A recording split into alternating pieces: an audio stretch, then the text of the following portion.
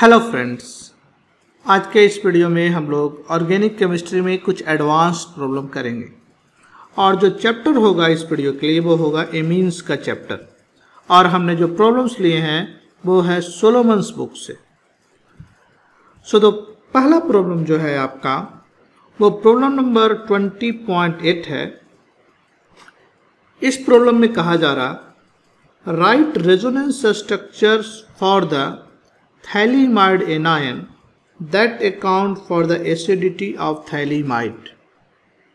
आपको थैलीइमाइड मॉलिक्यूल दिया हुआ है और कहा जा रहा है कि इस मॉलिक्यूल का जो एनायन होगा उसका रेजोनेटिंग स्ट्रक्चर लिखना है।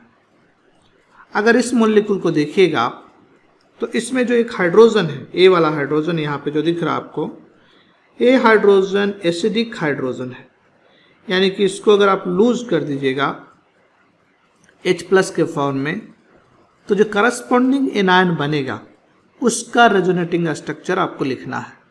तो इसको अगर लूज करिए यानी कि ये जो बॉन्ड पेयर है नाइट्रोजन के पास आकर के लोन पेयर में कन्वर्ट हो जाएगा, तो करस्पॉन्डिंग एनायन का स्ट्रक्चर आप लिख सकते हैं। ये हो गया आपका नाइट्रोजन के साथ अब 2 लोन पेयर होगा क्योंकि एक लोन पेयर आ चुका है और H+ जो है लूज हो चुका, तो यही करस्पॉन्डिंग थैलीमाइड एनायन है। इसका रेजोनेटिंग स्ट्रक्चर अगर आपको लिखना है तो एक तो हो सकता है कि ये जो लोन पेयर है वो इधर आ जाए, बॉन्ड पेयर में कन्वर्ट हो जाए। सेम टाइम पे जो बॉन्ड पेयर है ऑक्सीजन पे जाकर के लोन पेयर में कन्वर्ट हो जाए। ऑक्सीजन पे पहले से ही 2 लोन पेयर है, एक लोन पेयर और आ जाएगा, तो बेसिकली उस केस में ऑक्सीजन पे एक निगेटिव चार्ज होगा। तो इसका एक रेजोनेटिंग स्ट्रक्चर कुछ इस तरीके से हो जाएगा। तो इस ऑक्सीजन पे निगेटिव चार्ज आ गया क्योंकि 3 लोन पेयर हो गए और यहां नाइट्रोजन कार्बन के बीच में एक डबल बॉन्ड हो जाएगा और यहां जैसे है वैसे ही रहेगा। अब नाइट्रोजन पे फॉर्मल चार्ज 0 हो गया क्योंकि 5 इलेक्ट्रॉन अभी इसके पास है। दूसरा पॉसिबिलिटी था अगर आपका लोन पेयर इधर की तरफ शिफ्ट हो और ये बॉन्ड इधर की तरफ ओपन हो, तो उस केस में आपको जो है सेकेंड रेजोनेटिंग स्ट्रक्चर इस कंपाउंड का मिल जाएगा, इस एनायन का मिल जाएगा। तो उसको अगर आप लिखिएगा तो ऊपर में तो बॉन्ड जैसा है वैसा ही रह जाएगा, नीचे में बॉन्ड ओपन हो जाएगा और यहाँ पे एक डबल बॉन्ड बन जाएगा। और ऑक्सीजन पे कैसा चार्ज आ जाएगा? ऑक्सीजन पे आपका एक निगेटिव चार्ज आ जाएगा क्योंकि अब एक लोन पेयर एक्स्ट्रा बढ़ गया, नाइट्रोजन पे कोई भी चार्ज नहीं होगा।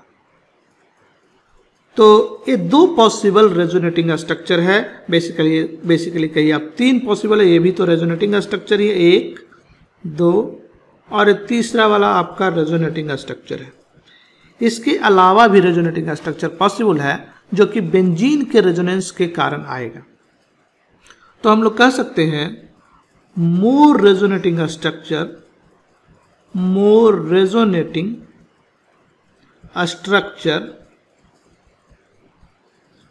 Are possible due to resonance in the benzene ring, due to resonance in the benzene ring। Benzene ring में रेजोनेंस होने से कुछ और भी रेजोनेटिंग स्ट्रक्चर आपको मिलेंगे जो कि यहाँ पे हम नहीं दिखा रहे हैं। आप खुद से ट्राई करिए और मोर रेजोनेटिंग स्ट्रक्चर आप लिख सकते हैं। तो नेक्स्ट प्रॉब्लम में आपसे कहा जा रहा जो कि इसी प्रॉब्लम का एक्सटेंशन है, थैलीमाइड एनायन का आपको यूज करना पड़ेगा इस प्रॉब्लम में। कहा जा रहा है would you expect thalidomide to be more और less acidic than benzamide, why? आपको 2 मॉलिक्यूल दिया हुआ, एक तो है बेंजामाइड और दूसरा है थैलीमाइड। आपसे पूछा जा रहा है कि कौन ज़्यादा एसिडिक होगा। तो जब भी आपको एसिडिक स्ट्रेंथ चेक करना होता है आप क्या करते हैं? करस्पॉन्डिंग एनायन आप बनाते हैं, H+ लूज कर देते हैं और करस्पॉन्डिंग एनायन बनाते हैं। यहाँ से H+ लूज कर दीजिए और यहाँ पे H+ लूज कर दीजिए। तो दोनों का बनाते हैं। अगर यहाँ पे बनाइएगा तो ये हो गया C डबल बॉन्ड O और यहाँ हो गया नाइट्रोजन। एक हाइड्रोजन आपने लूज कर दिया तो एक लोन पेयर जो है एक्स्ट्रा बढ़ जाएगा और इस पे निगेटिव चार्ज आ जाएगा। उसी तरीके से यहाँ अगर करिएगा तो इस नाइट्रोजन का एक लोन पेयर था और एक एक्स्ट्रा बढ़ जाएगा क्योंकि आपने एक H प्लस लूज कर दिया, तो करस्पॉन्डिंग एनायन ये होगा। अब आपको ये देखना पड़ेगा कि कौन ज़्यादा स्टेबल एनायन है। जो इसका एनायन ज़्यादा स्टेबल होगा उसका करस्पॉन्डिंग एसिड जो होगा मोर एसिडिक होगा। तो इसका तो हमने रेजोनेटिंग स्ट्रक्चर अभी पहले देखा और कहा कि ये जो लोन पेयर है ऊपर भी रेजोनेंस में है, नीचे भी रेजोनेंस में है, इसके साथ बेंजीन रिंग भी रेजोनेंस में। मगर इस केस में अगर देखिएगा तो केवल एक ही रेजोनेंस पॉसिबल है, एक्सेप्ट कि बेंजीन रिंग में रेजोनेंस तो इसमें भी है। मगर नाइट्रोजन का जो लोन पेयर है ऑक्सीजन के साथ एक साइड में कंजुगेशन में, इसमें दोनों साइड ऊपर भी कंजुगेशन में है, नीचे भी कंजुगेशन में है। इसमें केवल ऊपर कंजुगेशन में। अगर आप इसका रेजोनेटिंग स्ट्रक्चर बनाइएगा तो कुछ ऐसा दिखेगा, CO माइनस आ जाएगा यहाँ पे और यहाँ पे डबल बॉन्ड NH। यही इस कंपाउंड का एक रेजोनेटिंग स्ट्रक्चर है।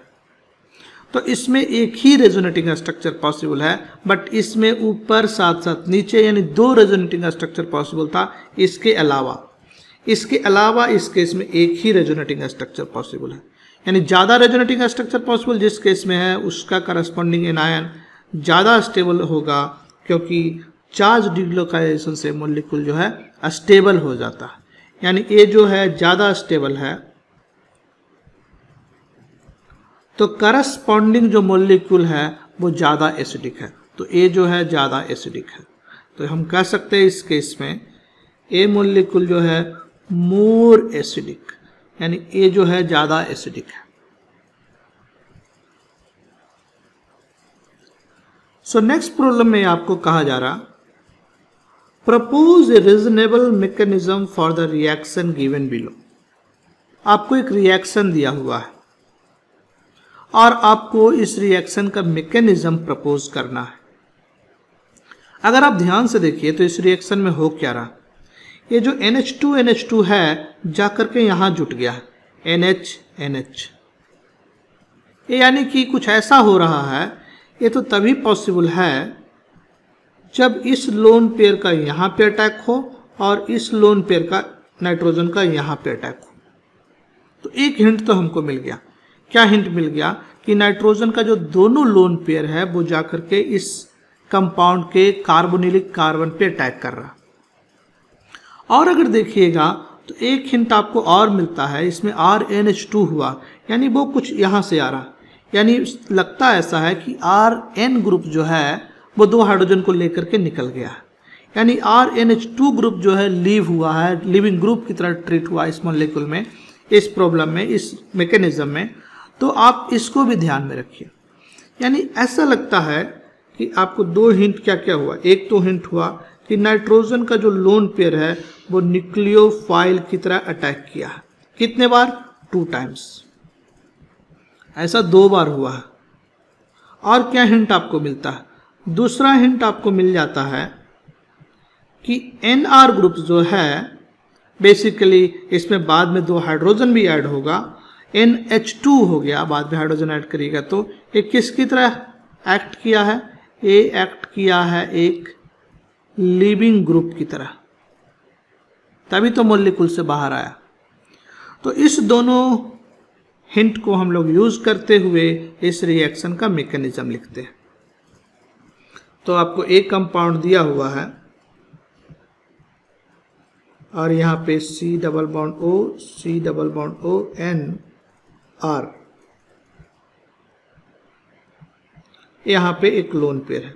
अब NH2 आपको दिया हुआ है, आप इसके लोन पेयर को किसी भी कार्बोनिलिक कार्बन पर अटैक कर दीजिए, इसको ओपन कर दीजिए। चूंकि ये इक्विलिब्रियम रिएक्शन है इसलिए हम लोग इक्विलिब्रियम का साइन यहाँ पे शो कर रहे हैं। तो प्रोडक्ट क्या हो जाएगा? ये इधर आ जाएगा और ये तो आपका ओपन हो गया और यहाँ पे जाकर के जुड़ गया NH2 NH2, मगर इस नाइट्रोजन पे एक प्लस चार्ज आ जाएगा क्योंकि ये 4 बॉन्ड बना रहा है यहाँ पे NR, और इधर तो डबल बॉन्ड O है। नेक्स्ट स्टेप पे क्या कीजिएगा, अब देखिए इसी मॉलिक्यूल में ऑक्सीजन पे निगेटिव चार्ज है और इसी मॉलिक्यूल में नाइट्रोजन पे पॉजिटिव चार्ज है, तो एक H+ लूज अगर कर दे ये मॉलिक्यूल, यानी कि ऑक्सीजन के पास H+ चला जाए तो न्यूट्रलाइज हो जाएगा, यानी कि हम कहेंगे इसके बाद जो होगा वो होगा इंट्रामोलिकुलर प्रोटॉन एक्सचेंज, यानी H+ का एक्सचेंज हो जाए, नाइट्रोजन से किस पे चला जाए, ऑक्सीजन पे चला जाए। अगर ऐसा होगा तो आपको क्या दिखेगा, अगर ऐसा हुआ तो आपको यहाँ पे OH दिखेगा और यहाँ पे NH NH2 दिखेगा, और इधर साइड पे डबल बॉन्ड O, यहाँ नाइट्रोजन, एक R ग्रुप लगा हुआ, एक लोन पेयर लगा हुआ। अब ध्यान दीजिए, आपको नेक्स्ट स्टेप क्या करना चाहिए, आपको बेसिकली ए वाला ग्रुप किसी न किसी तरीके से निकालना है, यानी कि आपको ए वाला बॉन्ड जो है तोड़ना पड़ेगा। एक हिंट मिल गया, तो इस बॉन्ड को अगर तोड़ना है तो हम ऐसा कर सकते हैं कि इसको इधर शिफ्ट करें और इसको इधर की तरफ तोड़ दें। तो हाइड्रोजन को लेने के लिए हमारे पास NH2 ग्रुप ऑलरेडी है जो कि बेसिक है, तो एक क्या करेगा, इस H+ को ले लेगा और बाकी इसी तरीके से हो जाएगा। तो अगर ऐसा कीजिएगा तो ये हो गया आपका बेंजीन रिंग है, और यहाँ पे जो था वो ये डबल बॉन्ड कन्वर्ट हो जाएगा और यहाँ पे NH NH2, और इधर जो है आपका C double bond O NR, एक लोन पेयर एक्स्ट्रा आ गया क्योंकि इस बॉन्ड पेयर को लोन पेयर में कन्वर्ट किया, तो इस पे एक नेगेटिव चार्ज आएगा। और ये जो NH2 है, हाइड्रोजन को प्लस ले लिया, H+ को लिया है, तो क्या बनाएगा, साथ ही साथ में आप कहेंगे कि NH2 और एक NH2 जो है उस पर एक प्लस चार्ज आ जाएगा क्योंकि एक एक्स्ट्रा हाइड्रोजन जो है आ चुका है। तो क्या करेगा, ये मॉलिक्यूल जो है यहाँ से एक H+ ले ले तो ये मॉलिक्यूल न्यूट्रलाइज हो जाएगा, बेसिकली दोनों ही मॉलिक्यूल न्यूट्रलाइज हो जाएगा, यानी NH2 रिलीज हो जाएगा और ये मॉलिक्यूल जो है आपका वो कुछ ऐसा कन्वर्ट हो जाएगा, C डबल बॉन्ड O, और यहाँ पे आ गया आपका NH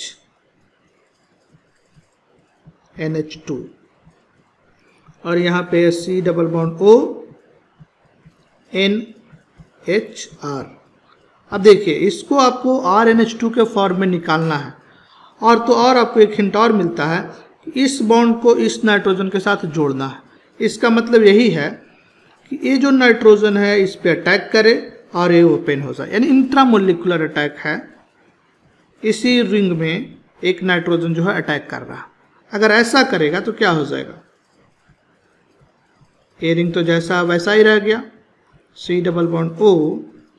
अब देखिए यहाँ पे नाइट्रोजन है, ये जाके इस कार्बन के साथ बॉन्ड बनाएगा। अब देखिए यहाँ पे एक इंपॉर्टेंट बात था कि इस नाइट्रोजन का अटैक करते तो 5 मेंबर का रिंग बनता, मगर अगर आपने इस नाइट्रोजन का अटैक किया तो 6 मेंबर का रिंग बनेगा। तो हम लोग बेसिकली इस नाइट्रोजन का अटैक करेंगे तो 6 मेंबर रिंग बना लेते हैं। तो यहाँ पे तो जैसे है वैसा ही रख दिया, यहाँ नाइट्रोजन है और इसको ओपन किया तो ऑक्सीजन पे निगेटिव चार्ज आ जाएगा, और यहाँ पे जा कर के इसको थोड़ा और ऊपर लिखते हैं N कुछ ऐसे बॉन्ड आ जाएगा आपका ऐसा।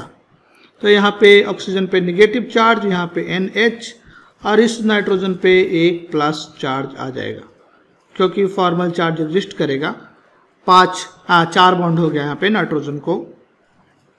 तो ये मॉलिक्यूल जो है आपका इस फॉर्म में एग्जिस्ट करेगा। इस नाइट्रोजन पे बेसिकली कार्बन पे एक और ग्रुप लगा हुआ है, O-, कौन सा ग्रुप लगा हुआ, NHR का ग्रुप लगा हुआ। तो देखिए एक बार फिर से इंट्रामोलिकुलर प्रोटॉन एक्सचेंज करिए क्योंकि O पे निगेटिव चार्ज है और नाइट्रोजन पे पॉजिटिव चार्ज है। तो इंट्रामोलिकुलर प्रोटॉन एक्सचेंज करिएगा तो आपको जो है कुछ मॉलिक्यूल इस तरीके से मिल गया। ये नाइट्रोजन है, ऑक्सीजन पे निगेटिव चार्ज है यहाँ पे। अब जो निगेटिव चार्ज है वो पॉजिटिव चार्ज में कन्वर्ट हो जाएगा और यहाँ पे कन्वर्ट हो गया आपका NHR और यहाँ पे NH। अब तो फाइनल स्टेप में आपको काफ़ी इजी हो जाएगा, क्योंकि आपको NH2 और NH2 ग्रुप को रिलीज करना है। तो उसी को हिंट रखते हुए आप क्या करेंगे, NH2 के साथ इसका ये बेस की तरह करेगा, H प्लस ले लेगा और सेम टाइम पे A यहाँ गया और इस बॉन्ड को आप भगा दीजिए। तो आपको जो प्रोडक्ट मिलेगा वो हो जाएगा C डबल बॉन्ड O, और जो भी आपको चाहिए वो प्रोडक्ट सब आपको मिल चुका है। यहाँ पे डबल बॉन्ड ऑक्सीजन हो जाएगा, यहाँ पे NH, यहाँ पे आपको NHR, इस पे फॉर्मल चार्ज आएगा और NH2 बेसिकली NH3 हो जाएगा और प्लस हो जाएगा। तो यहाँ से एक H प्लस ले लेगा तो ये क्या बना लेगा, RNH2। इस दोनों के बीच में अगर रिएक्शन हो जाए तो ये बन जाएगा RNH2 प्लस NH2। तो यही इस रिएक्शन का मैकेनिज्म हुआ। सो नेक्स्ट प्रॉब्लम में आपसे कहा जा रहा है, ये practice problem 20.8, review the chemistry of amines given in earlier sections and provide a specific example for each of the previously illustrated reaction। तो इसमें आपसे कहा जा रहा है कि अमीन जो है किस किस टाइप का रिएक्शन शो करता है, उसको आप एग्जाम्पल से इलस्ट्रेट करिए, स्पेसिफिक एग्जाम्पल दीजिए। तो जो अमीन है वो डिफरेंट टाइप से बिहेव करता है, it can act as a base. तो जो पहला टाइप है वो है amine can act as a base, एक बेस की तरह एक्ट कर सकता है। तो बेस की तरह जब एक्ट करेगा तो क्या हो जाएगा, मान लीजिए कोई भी एमीन आपने ले लिया, CH3 CH2 NH2, ये प्राइमरी एमीन है।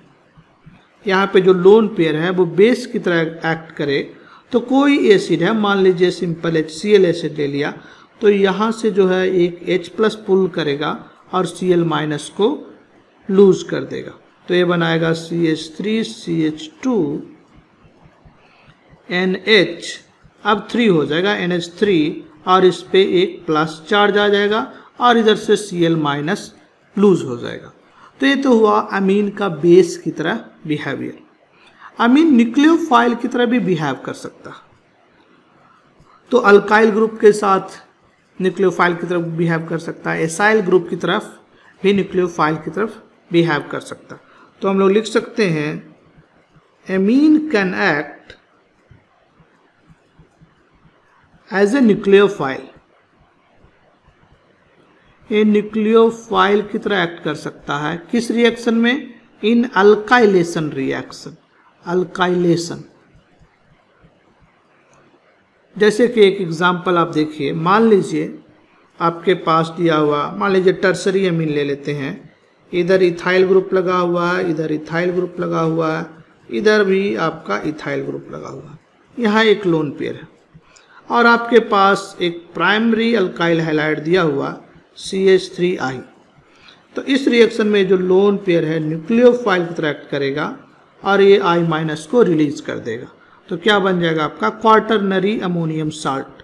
यहाँ इथाइल है, यहाँ इथाइल है, यहाँ आपका इथाइल है, यहाँ CH3 ग्रुप आ जाएगा और यहाँ पे I माइनस। तो इस रिएक्शन में जो है अमीन वो एक न्यूक्लियोफाइल की तरह एक्ट कर रहा है। अमीन न्यूक्लियोफाइल की तरफ एसाइलेशन रिएक्शन में भी एक्ट कर सकता है। तो हम लोग तीसरा लिख सकते हैं, amine can act as nucleophile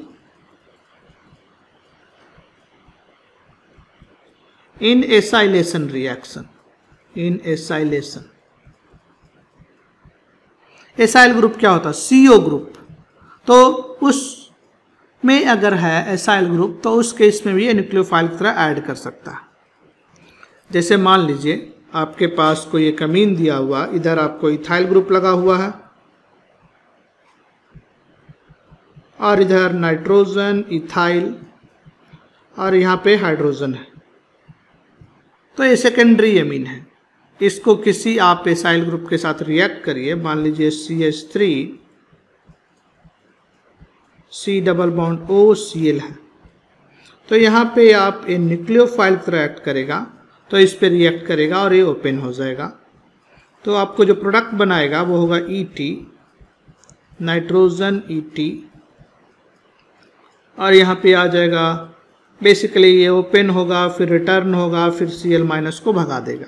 तो सारा को हम एक ही बार में लिख दे रहे हैं। N यहाँ पे हाइड्रोजन है तो नाइट्रोजन पे प्लस चार्ज आ जाएगा और COCH3। तो इस रिएक्शन में देखिए ये एक न्यूक्लियोफाइल की तरह एक्ट कर रहा है। ये अलग बात है कि नेक्स्ट स्टेप में H+ लूज कर देगा। तो H+ अगर लूज किया तो आपको जो कंपाउंड बनेगा वो हो जाएगा इथाइल N, इधर इथाइल ग्रुप लगा हुआ C डबल बॉन्ड OCH3। तो आपको एसाइलेशन रिएक्शन में भी अमीन जो है न्यूक्लियोफाइल की तरह एक्ट कर सकता है। फाइनली जो अमीन है वो एक्टिवेटिंग ग्रुप की तरह भी काम कर सकता है। जब आपका बेंजीन रिंग हो तो उसमें इलेक्ट्रोफिलिक एडिशन रिएक्शन हो तो उसमें ये एक्टिवेटर ग्रुप की तरह काम करता है। यानी हम कह सकते हैं अमीन कैन एक्ट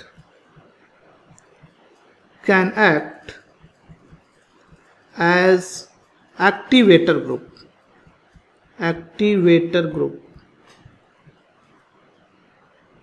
इन किसमें एक्टिवेटर ग्रुप की तरह काम करेगा? इलेक्ट्रोफिलिक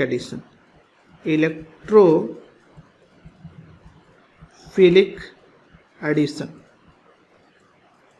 तो अगर आपके पास इलेक्ट्रोफिलिक एडिशन रिएक्शन है तो उसमें अमीन जो है बेंजीन रिंग का रिएक्टिविटी बढ़ा देता है और ऑर्थो पारा डायरेक्टर बना देता है।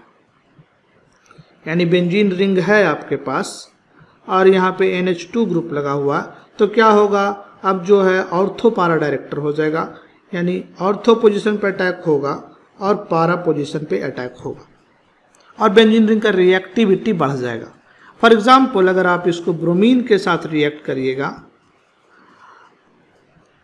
In the presence of water, तो ये जो ब्रोमीन है इस केस में रिंग काफ़ी ज़्यादा रिएक्टिव हो जाता है।